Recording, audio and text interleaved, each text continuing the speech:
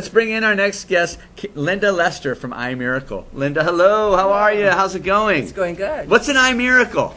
iMiracle is teaching you how to respond without your perception involved from your past experiences. Respond to what? Any situation, any experience. So, what are you talking about? People carrying around some emotional baggage and letting it dictate their life a little bit? I suppose so. What if I told you that you had a switch in your brain that you could turn on that would improve your outlook on life, your health, even your intelligence, your finances, your prosperity? I'd say switch it. That's right. Yeah. And the way we turn that switch on in our brain is with our mind, and that's where the power lies, is in our mind. And it's easy to think about negative stuff. It's easy to get stuck on it. It is, because all experiences are stored in our brain, and we have 37 trillion cells in our brain that work.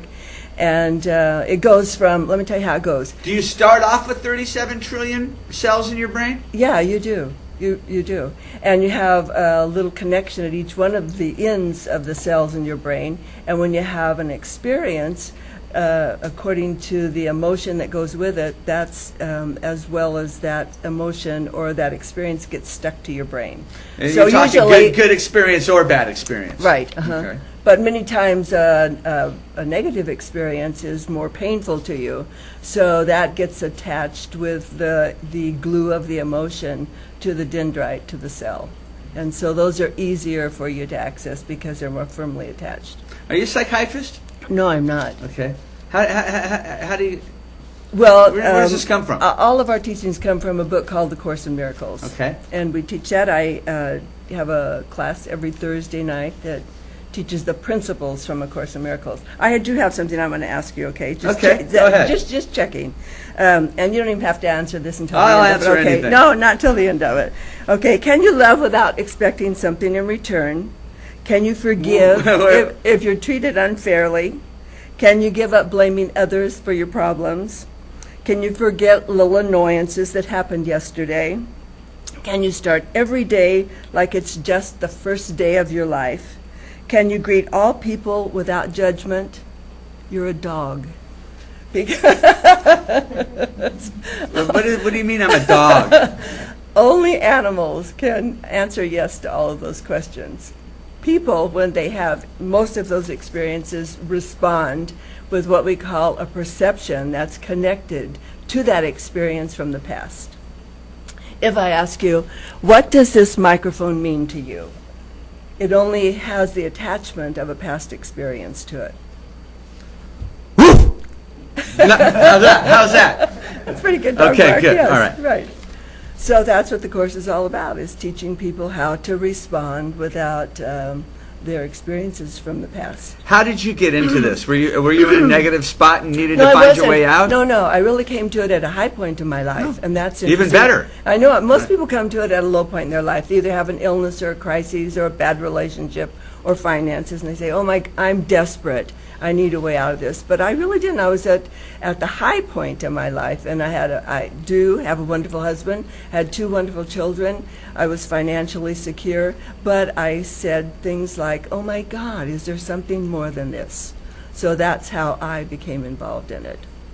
So tell me about your first experience. My first experience with what? With the With book? this. With the book? I can tell you about an experience. The first time you went to one of the meetings. I got the book. I read the Okay. book first, and I'd heard about it. And the way that information came to me was Marianne Williamson, who's a promoter of the Course in Miracles, was on Oprah's show, and I heard her talking about it. So I got the book and started reading it and applying the principles to my life, and I saw that it blessed me and it blessed other people. I then took the message out to CCWF, Central California Women's Facility, and began to teach the women out there how to begin to build their life into something more positive than what they had been experiencing. How long does it take? It can happen in a moment, because it's what's called the holy instant, or you can change your perception about anything that's happened to you or anything you're thinking about happening. Can you teach me right now a little bit? Yes, I could. Let's do that. Okay. Could you close your eyes? I can. And can you take a deep breath? And can you relax? That's going to be the tough one. Okay. Because we teach meditation. I was trained at the Chopra Center down in San Diego. How is Dr. Chopra? Dr. Chopra is working on all of this. And Dr. Chopra wants, we're getting away from your meditation, but Dr. Chopra wants the data to be able to support meditation. That's what he's working on. And when you go there, you can actually sign up to be hooked up with the electrodes, and they actually register what happens to you during meditation. Nice. How often do you meditate? Once a day, always. What time, early or late? It depends on how my day goes. Okay. This morning I meditated early because I knew I was coming on here. It kind of trips me out that people meditate in the morning. I mean, you just woke up. Well, meditation is, and this is what we say about meditation. People say, what can I expect from meditation and what's going to happen? And we say, just kind of compare it to, when you get up in the morning, do you brush your teeth early in the morning? You know what I do? Do you brush your teeth every morning? Of course. Yes. But what I do is I do it in the shower. Okay. Because that way, I do brush my teeth in the shower. Brushing your teeth in the sink is kind of messy. Yes. Yeah. But meditation isn't messy. You're not going to mess up anything. And you don't question whether you're going to brush your teeth. It's something that you do. And then you also don't say, oh my God, this was really a fantastic brushing this morning, right? Or this was a terrible brushing this morning. It's just something you do. And so when we begin to build the habits into you, and this becomes an automatic thing that you will do, it's just a way to relieve your mind of anticipation and anxiety and all of the negative things that go with that. Good. Let's get back to me and the closing the eyes. Okay, we're going to start it all over. I'm going to close my eyes. Close your eyes, and you're going to just relax. Let everything go. Everything go. I can tell you have a lot to let go. And then usually we give you a mantra to work with, and I'll give you a mantra right now, and that's Name, Ham, Shave, and just think about those words. And when your mind begins to wander off, which it does, just bring it back into focus with Name, Ham, Shave. Gently bring it back. And then open your eyes when you feel like it. And we suggest you do... That's about the most relaxed you'll ever see me. I noticed. Yeah. Now, wait. Did you notice how your breathing changed a little bit? It did, because I was got watching calm. you. You did get calm. I think I should meet with you. You know, I just had my nose waxed so that I could breathe like that. I think I should meet with you once a day. Maybe twice. I'm down.